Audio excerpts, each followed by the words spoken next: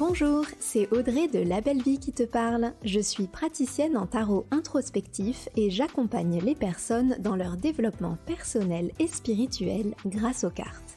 Mon objectif ? Démocratiser le tarot pour tout le monde comme outil d'introspection et de motivation. Ma solution ? Te guider dans ton tirage de cartes de façon simple et ludique afin que les réponses soient vraiment tiennes.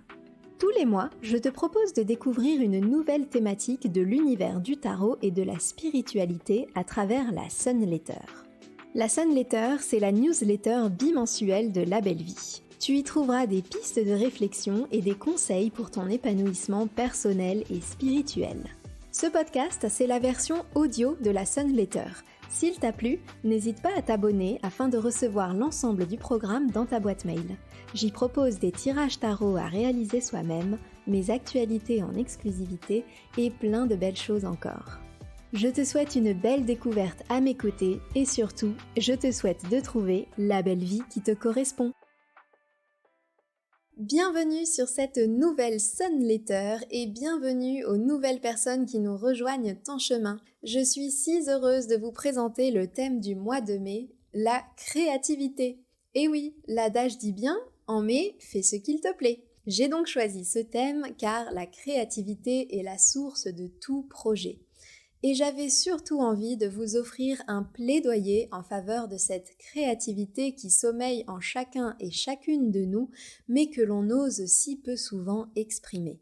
Si tu te sens peu créative, si tu as du mal à t'exprimer grâce aux arts, alors reste avec moi car cette Sun Letter est faite pour toi.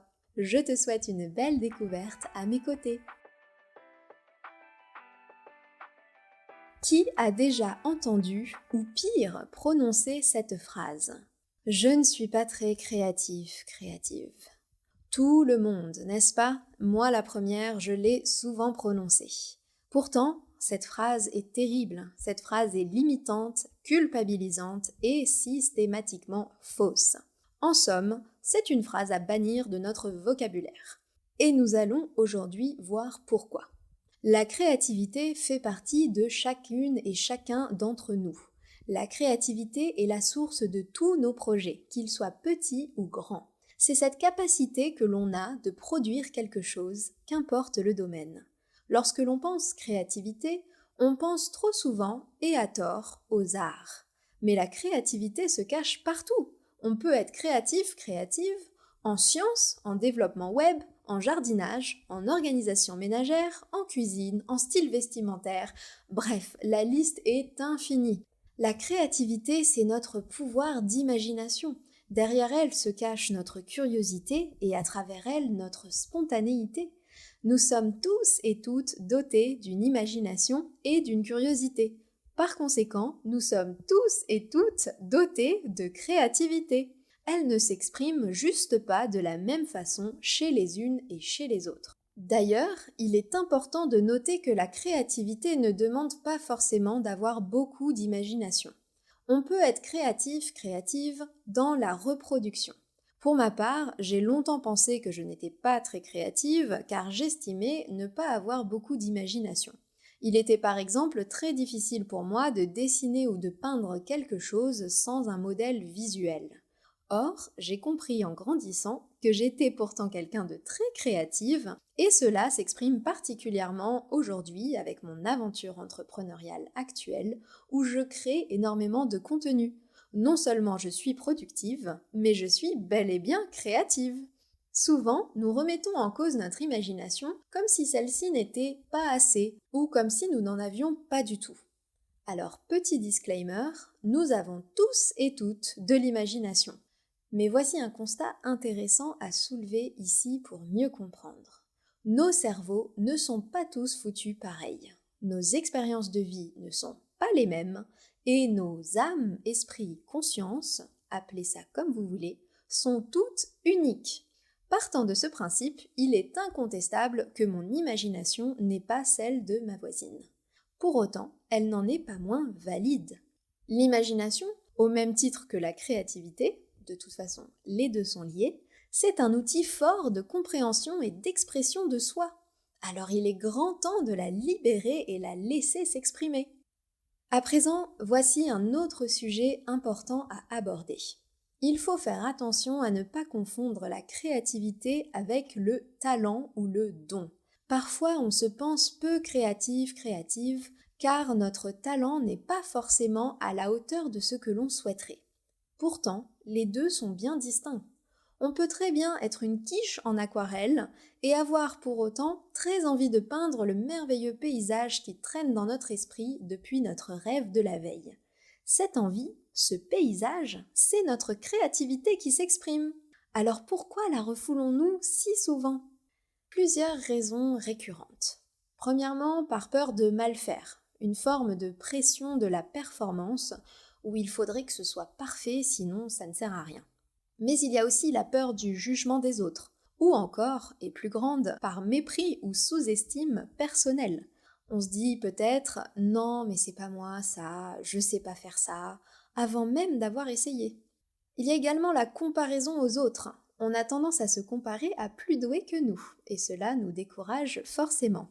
Et enfin, par peur de l'échec, je ne vais pas y arriver, ça sera raté.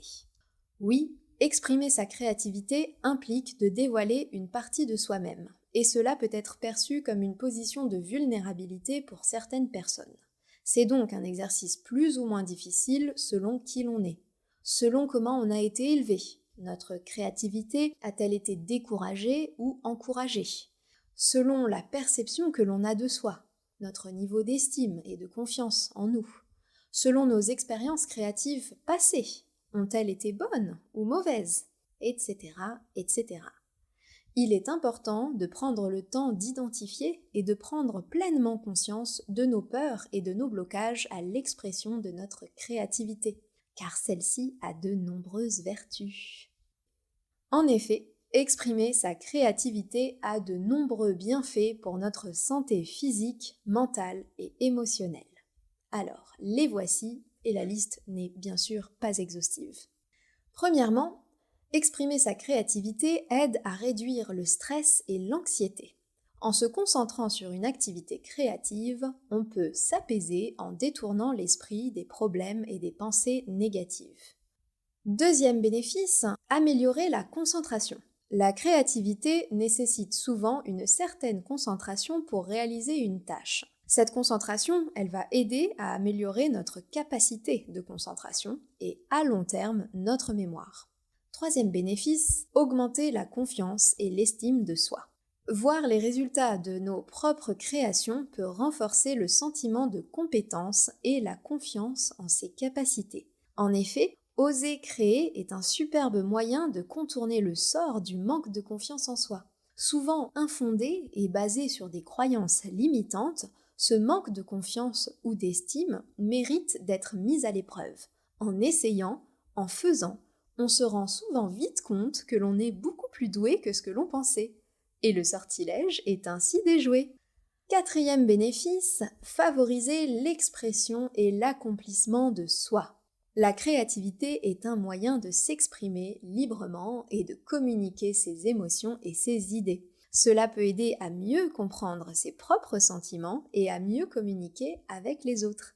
La créativité est donc au service de notre développement personnel et spirituel, de notre chemin de vie. C'est même une grande alliée. Cinquième bénéfice, renforcer la résilience, autrement dit notre capacité d'adaptation.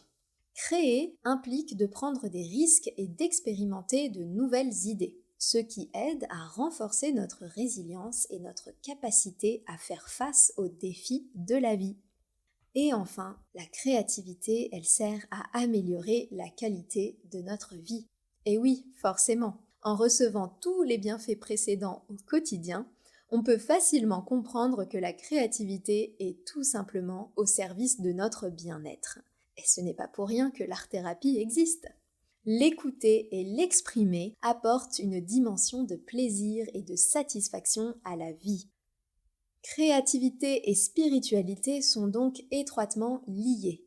Alors, si comme moi tu es en chemin de découverte de soi et en désir de connexion à ce je ne sais quoi plus grand que nous, je n'ai plus que 3 mots à te souffler. Ose, libère et crée.